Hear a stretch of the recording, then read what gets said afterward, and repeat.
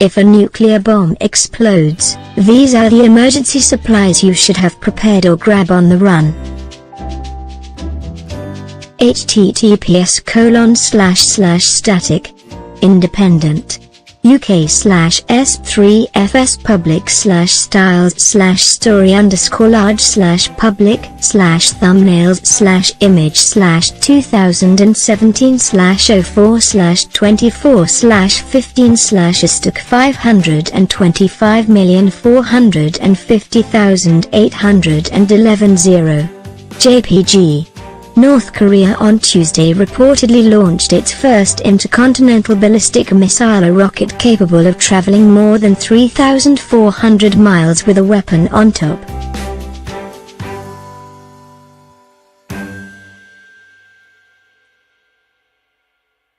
The feat suggests that the isolated country, one of 9 nations that together wield more than 14,900 nukes, could strike Alaska. However, the rest of the US faces a much different and shadowy nuclear threat, a terrorist-caused nuclear detonation, which is one of 15 disaster scenarios that the federal government has planned for just in case. National Planning Scenario Number 1 is a 10-kiloton nuclear detonation in a modern US city. Brooke Bademia, a health physicist and expert on radiation at Lawrence Livermore National Laboratory, told Business Insider. A 10-kiloton nuclear detonation is equivalent to 5,000 Oklahoma City bombings. Though we call it low yield, it's a pretty darn big explosion. Bademia couldn't say how likely such an attack might be today. But the concern isn't unfounded, since weapons-grade nuclear materials have proliferated in recent years, along with smaller, kiloton-class bombs.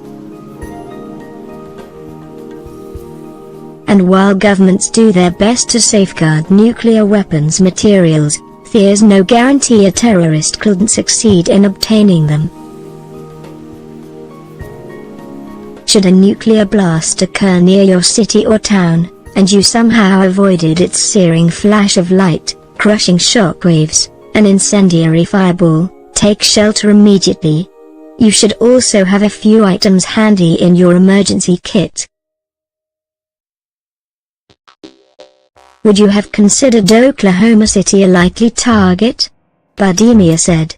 I think it's worthwhile for everybody to think about preparedness for any kind of event. Bademia said the best plan was to round up the emergency supplies on Ready.gov, which are listed at the end of this post. This isn't just for the nuclear holocaust event, Bademia said. This is for general emergency preparedness and making sure that you and your family can be safe in an emergency. But if you're in a pinch, he said you should grab a few basics while you run for cover from radioactive fallout. Why you should prepare to hunker down for 24-48 hours. A fearsome aftereffect of nuclear blasts is fallout, a complex mixture of fission products, or radioisotopes, created by splitting atoms. Many of these fission products decay rapidly and emit gamma radiation, an invisible yet highly energetic form of light. Too much exposure to this radiation in a short time can damage the body's cells and its ability to fix itself, leading to a condition called acute radiation syndrome or sickness.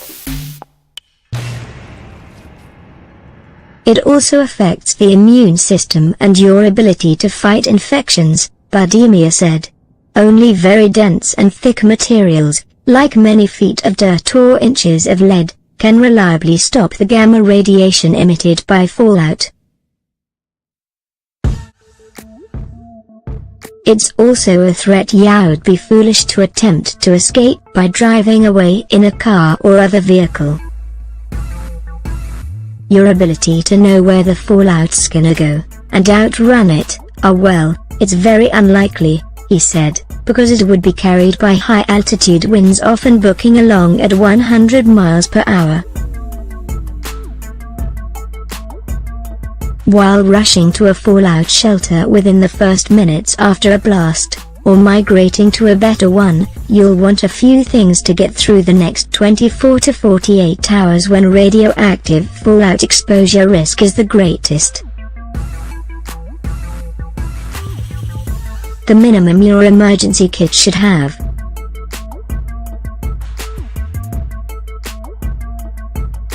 If a full emergency preparedness kit isn't handy, say, if you were on public transit to or from work, Budimir recommends trying to grab a few items, just as long as it wouldn't delay your taking shelter from fallout by more than a couple of minutes. One is a radio, he said, ideally a hand-cranked type with a USB charging port that can power other devices. If you have a cell phone, that'll work too, he said. Budimir said he preferred a radio over a mobile phone because sometimes the cell towers may be affected, either by power outages, crushing demand, or an invisible yet powerful effect of nuclear weapons called electromagnetic pulse. The effect can disable electronics, though a ground detonation would mostly confine the EMP to the blast damage zone, where you'd have much bigger problems. He says a radio is important because you need to receive emergency broadcasts and instructions. It's one of the simplest ways to figure out where dangerous fallout has landed, when you can leave your shelter, and where the safest routes to exit a fallout zone are.